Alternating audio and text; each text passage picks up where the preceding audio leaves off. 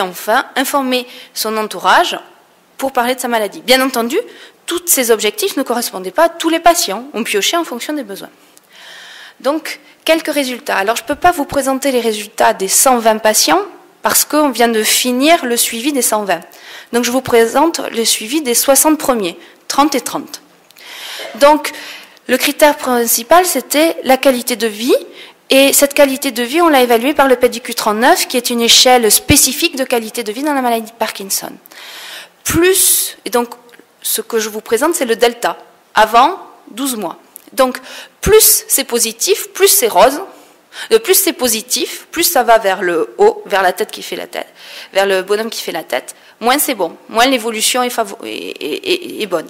Plus ça va vers le bas, plus l'évolution est favorable. Et en rose, le groupe qui n'a pas été éduqué pendant les 12 premiers mois, et en bleu, le groupe éduqué. Et on voit que sur l'item mobilité, bien-être, honte, troubles cognitifs et inconfort, il existe une amélioration significative à 12 mois de ces critères. Il n'y en a pas en revanche sur l'activité de la vie quotidienne, sur le soutien social et la communication. Dans cette étude, nous avions prévu une deuxième échelle de qualité de vie, non pas une échelle de vie là spécifiquement Parkinson, mais une échelle de vie plus globale de santé qui est la SF36.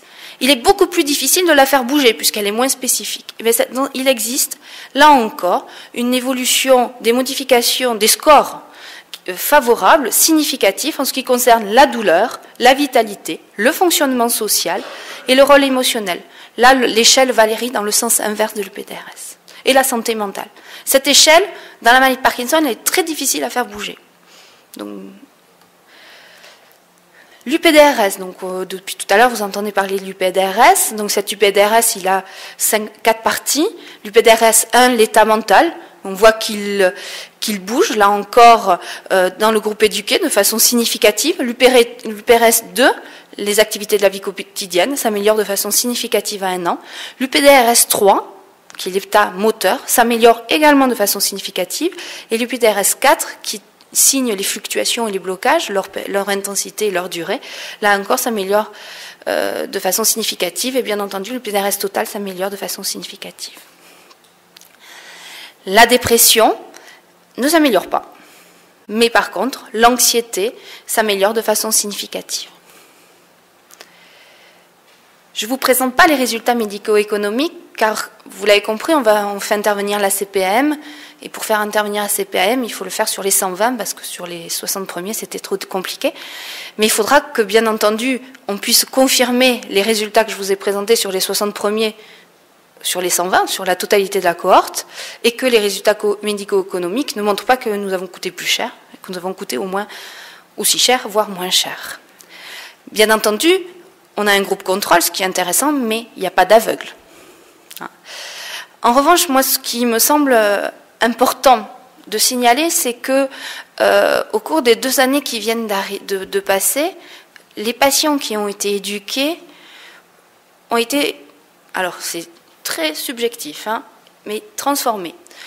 De leur point de vue des aidants, mais aussi du point de vue du neurologue. C'est-à-dire qu'à la consultation, lorsque le patient arrive, les choses sont simples. C'est-à-dire que ce n'est plus un patient qui appelle toutes les 5 minutes.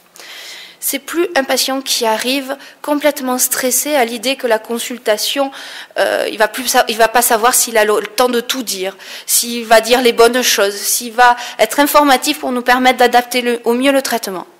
Il arrive, globalement, il a 3 points clés. Il sait l'efficacité de son traitement, les informations qu'il doit nous dire, les questions relatives à la tolérance, et finalement, ce dont il a besoin, c'est qu'on parle d'un peu d'autre. Donc, qu'est-ce qu'il a besoin au niveau social? On a développé des partenariats, des connaissances. Moi, je ne connaissais rien au niveau social. J'avais une assistante sociale super. J'étais assez contente. Là, j'ai appris. Et donc, les patients, en retour, ont appris.